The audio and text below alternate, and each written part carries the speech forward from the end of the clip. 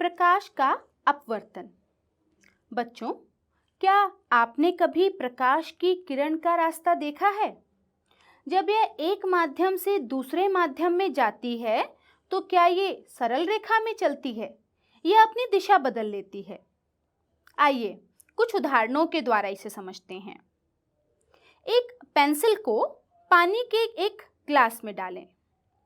पानी में डूबी पेंसिल के भाग से आपके पास पहुंचने वाला प्रकाश पानी के बाहर पेंसिल के भाग की तुलना में भिन्न दिशा से आता प्रतीत होता है।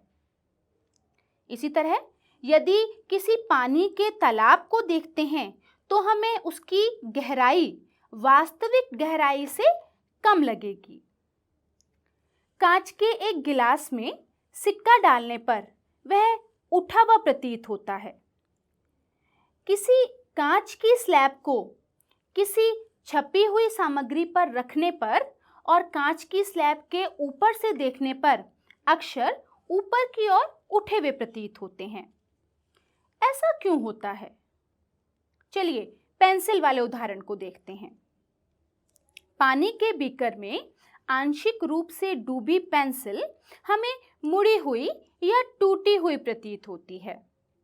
वास्तव में पेंसिल ना तो मुड़ी हुई है और ना ही टूटी हुई है।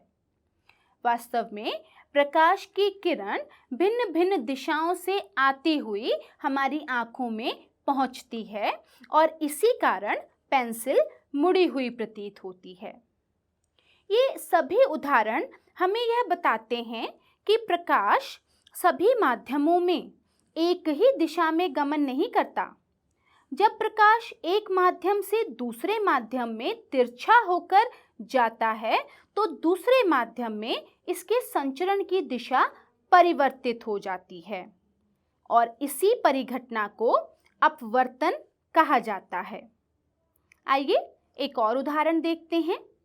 जब हम पानी से भरे बीकर में एक सिक्का डालते हैं और जब हम उसे देखते हैं तो प्रकाश सिक्के पर पड़कर पहले अपना रास्ता पानी में तय करता है और फिर हवा से होते हुए यही प्रकाश हमारी आंखों तक पहुंचता है, जिसके कारण सिक्का हमें उभरा हुआ या अपने स्थान से थोड़ा उठा हुआ प्रतीत होता है। आइए बच्चों, एक कांच की स्लैब से अपवर्तन को देखते हैं। इसके लिए ड्राइंग बोर्ड पर एक सफेद कागज की शीट ड्राइंग पिनों की सहायता से लगाइए। शीट के ऊपर बीच में एक आयताकार कांच की स्लैब रखकर इसकी रूपरेखा पेंसिल से खींचिए। इस रूपरेखा का नाम ABCD रखते हैं।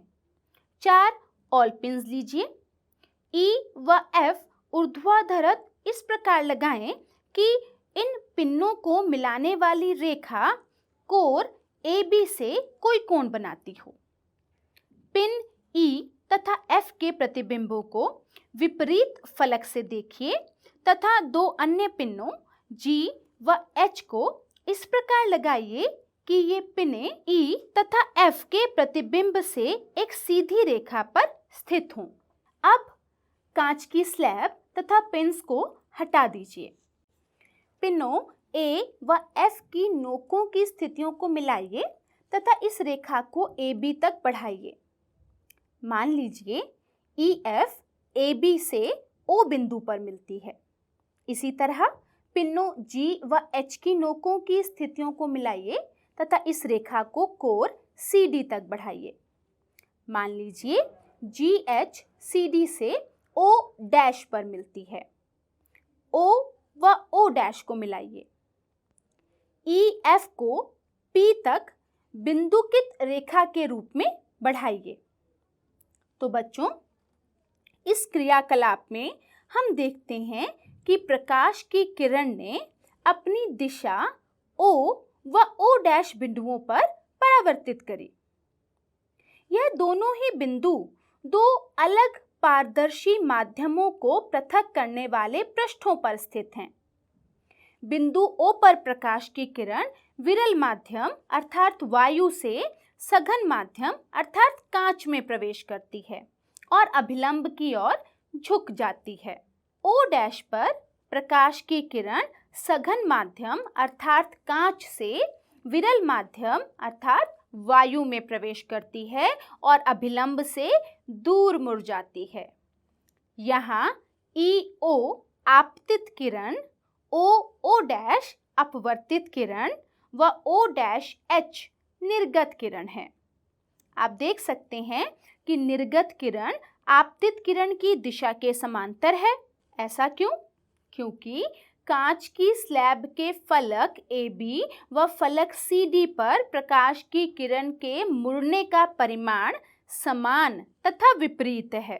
अतः बच्चों, अपवर्तन प्रकाश के एक पारदर्शी माध्यम से दूसरे पारदर्शी माध्यम में प्रवेश करने पर प्रकाश की चाल में परिवर्तन के कारण होता है।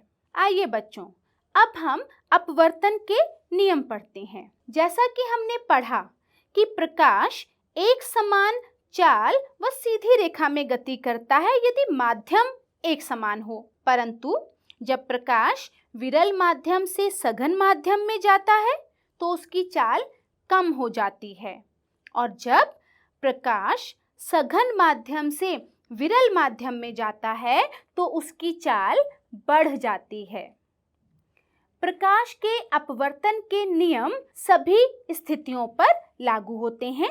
यह नियम है: आपतित किरण, अपवर्तित किरण तथा दोनों माध्यमों को पृथक करने वाले पृष्ठ के आपतन बिंदु पर अभिलंब सभी एक ही तल में होते हैं। और दूसरा नियम है: प्रकाश के किसी निश्चित रंग तथा निश्चित माध्यमों के युग्म के लिए आपतन कोण की ज्या sin I तथा अपवर्तन कोण की ज्या sin R का अनुपात स्थिर होता है।